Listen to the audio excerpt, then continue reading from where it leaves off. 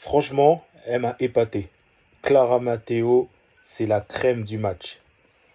Salut à tous les amis, j'espère... Non, ça c'est l'immigré parisien. Allez, on va commencer comme on a l'habitude de commencer. Mais en tout cas, la première chose que j'aimerais dire, c'est Clara Matteo.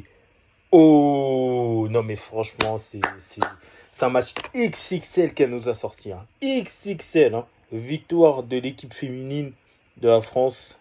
4-1 face au Pays de Galles. Franchement, Clara Matteo, elle était partout. Elle a marqué, elle a fait pressing.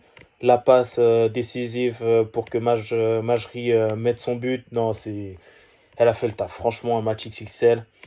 Et on va commencer un nouveau concept là. Hein. Donc, quand je débriefe des matchs, surtout des équipes féminines, on va pas désigner. Du côté des hommes, je désignerai toujours l'homme du match, mais du côté des femmes, je désignerai la crème du match. Et là, la crème du match, c'est Clara Matteo qui a montré pourquoi elle est dans cette liste de l'équipe de France où peut-être des gens ont des doutes par rapport au fait que voilà, il y a des Katoto, il y a même des Malards qui jouent sur le côté gauche, mais qui peut aussi jouer en pointe pour moi. Et voilà, donc c'est magnifique. Elle a fait taire des bouches, elle était là, limite dans sa tête, elle s'est dit, en plus d'être heureuse, chut, les haters, chut. Voilà, moi je suis content pour elle, c'est une Nantaise, sa famille est fière de lui, le pays est fier d'elle, et moi je suis fier d'elle également. Voilà, on est ensemble parce que elle a été souvent décriée, surtout qu'elle n'avait pas fait son match face au Brésil en match amical dernièrement. Il y a des gens qui l'ont un peu enterrée en quelque sorte. Là, elle est sortie de la terre, là, où vous l'avez enterrée. Elle est là en mode, vous pouvez pas m'abattre. J'ai perdu une bataille, mais la guerre, je vais la remporter. Très bien, man. Très bien, franchement. Moi, j'aime sa mentalité. Il n'y a rien à dire. Franchement, je pourrais même parler d'elle pendant tout le débrief, hein, parce que c'est vraiment la crème du match, la crème du match. En plus, j'ai mangé des cheesecakes tout à l'heure, là. Il y avait la crème, tout ça, là. Ah, j'ai trempé. Ah, et même la crème, je me suis dit, en fait, Clara Morgan, j'allais sortir n'importe quoi. Clara Matteo. Ah non, c'est une crème. Non, non, c'était une crème sur ce match-là. Très bien, continue comme ça. T'inquiète pas, tu vas avoir du temps de jeu et ça va le faire. Et par contre, on va parler du coach, Bonadei. Bonadei, en fait, il a été intelligent. Vous savez pourquoi? Parce que le Pays de Galles, en fait, ils ont étudié la composition de l'équipe de France qui a joué contre l'Angleterre. Le mec, il s'est dit, allez, on va faire tourner. Donc, le mec, il a contrarié tous les plans du Pays de Galles. Donc, ça fait que, au tout début, le Pays de Galles, ils étaient perdus. Donc, la France avait beaucoup plus d'occasions.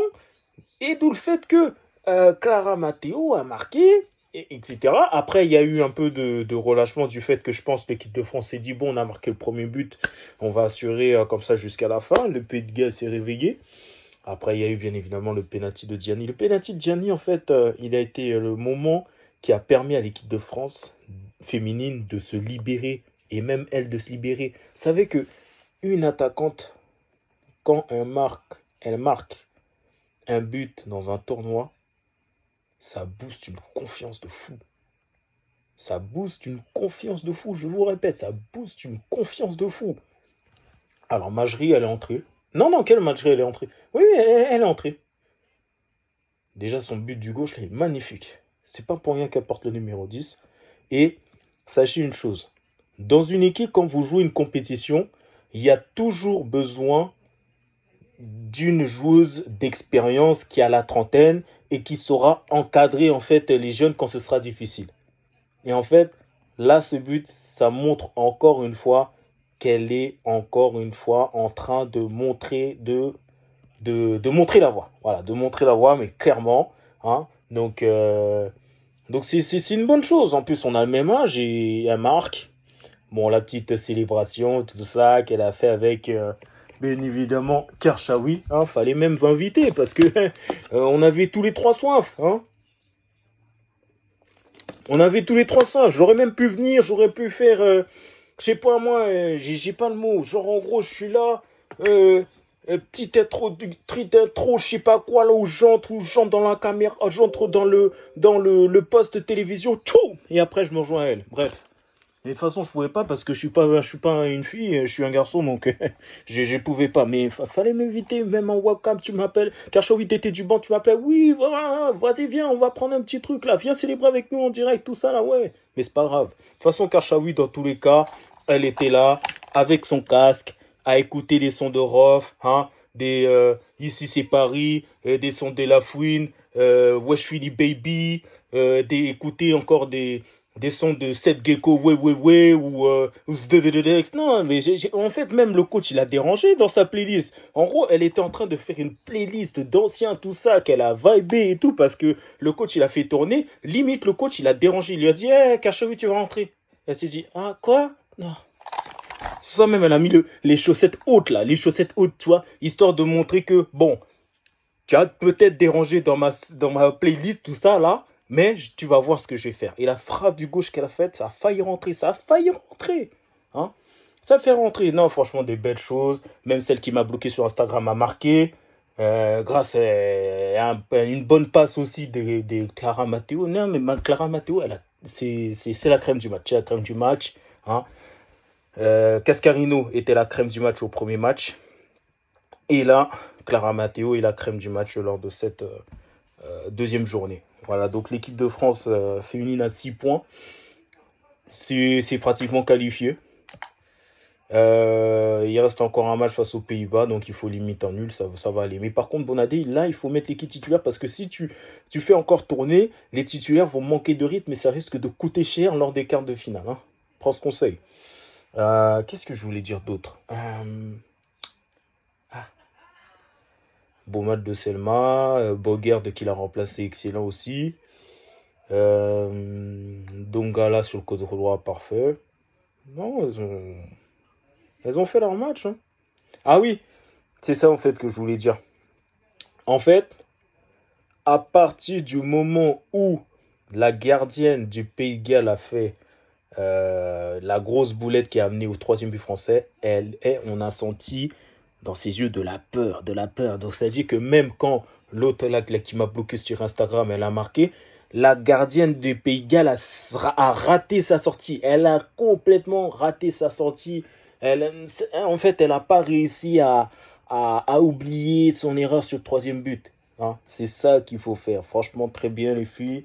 La compétition continue et encore une fois, je le redis encore une fois, il y a un groupe. Là, c'est pas que des individualités, il y a un groupe. Rappelez-vous, hein, j'ai dit que des fois, dans la vie, il faut prendre des décisions fortes pour pouvoir peut-être aller plus loin.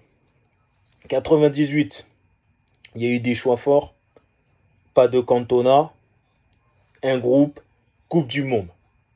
2018, non, ça c'était 98. 2018, Deschamps, choix fort, il n'a pas pris Benzema, Coupe du Monde 2018 gagnée, et aussi un esprit de groupe.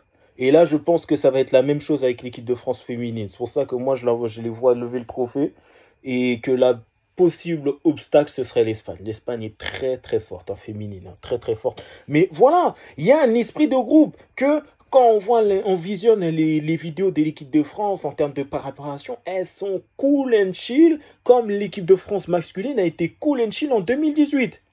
Hein? Et ça mène au trophée parce qu'il n'y a pas cet esprit de pression ou de je sais pas. Non, non. Alors je pense que pour l'équipe de France féminine, elles ont trouvé la solution. Elles ont trouvé la solution, le beau coach.